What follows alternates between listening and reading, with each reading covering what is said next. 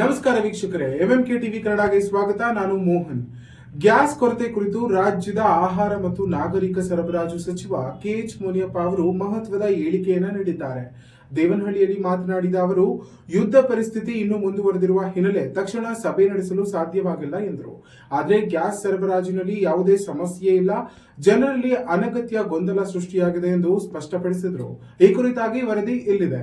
ಸಾಕಷ್ಟು ಮುಂದುವರಿತಾನೆ ಇದೆ. ಈಗ ಗ್ಯಾಸ್ ನೋಡಪ್ಪ, ಯುದ್ಧ ನಡೀತಾನೆ ಇದೆ, ಯುದ್ಧ ನಿಂತಿಲ್ಲ. ಆದರೂ ಕೂಡ ಸ್ವಲ್ಪ ಮಟ್ಟಿಗೆ ನಡೀತಾ ಇದೆ. ನಾನು ಈ ಎಲೆಕ್ಷನ್ ನಡೀತಾ ಇರೋದ್ರಿಂದ ಅವ್ರನ್ನ ಕರೆಸಿ ಮೀಟಿಂಗ್ ಮಾಡೋಕ್ಕಾಗಲಿಲ್ಲ. ನಾನು ನಾಳೆ 5ನೇ ತಾರೀಕು ಸಾಧ್ಯವಾದರೆ ಕರೆಸಿ ಮಾತಾಡಿ ಸ್ಟೇಜ್ ಏನು ಅಂತ. ಬಟ್ ನಿಮಗೆ 25 ದಿನಕ್ಕೆ ಟೌನಲ್ಲಿ ಕೊಡ್ತಾರೆ, 45 ದಿನಕ್ಕೆ ಹಳ್ಳಿಗಳಲ್ಲಿ ಕೊಡ್ತಾರೆ. ಅದರದ್ದೇನು ತೊಂದರೆ ಇಲ್ಲ. ಅಲ್ಲಿ ಗೊಂದಲ ವಿನಾಕಾರಣವಾಗಿ ಸೃಷ್ಟಿಯಾಗಿದೆ. ಆಮೇಲೆ ಆಟೋ ಗ್ಯಾಸ್ಗೆ 3,000 ಸಿಲಿಂಡರ್ ಪ್ರತಿ ದಿನ ಖರ್ಚಾಗ್ತದೆ, ಅದು ಕೊಡ್ತಾ ಇದೆ.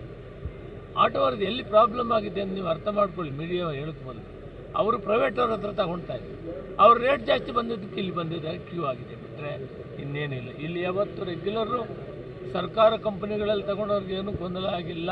ಅವ್ರಿಗೂ ಹೇಳಿದ್ದೀವಿ, ಯಾರಿಗೆ ಪ್ರೈವೇಟ್ ಕಂಪ್ನಿಗಳು ಕೂಡ ಸರ್ಕಾರದ ರೇಟ್ ಕೊಡಬೇಕು, ಜನಕ್ಕೆ ತೊಂದರೆ ಕೊಡಬಾರ್ದು, ಅಲ್ಲದೆ ಆಕ್ಷನ್ ತಗೊಳ್ತೀವಿ ಅಂತ ಹೇಳಿದ್ದೀವಿ.